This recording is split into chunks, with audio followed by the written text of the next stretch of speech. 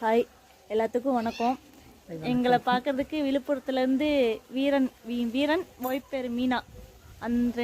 அந்த அக்கானால வர முடியல, அதனால அண்ணா மட்டும் வந்திருக்காங்க. அண்ணாக்கு எல்லாரும் வணக்கம் சொல்லுங்கண்ணா.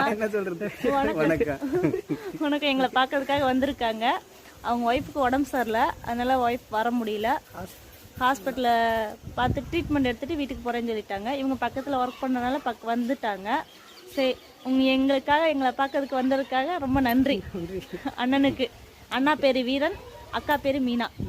விழுப்புரம் மாவட்டம் அந்த காரணையிலேருந்து வந்திருக்காங்க அண்ணா.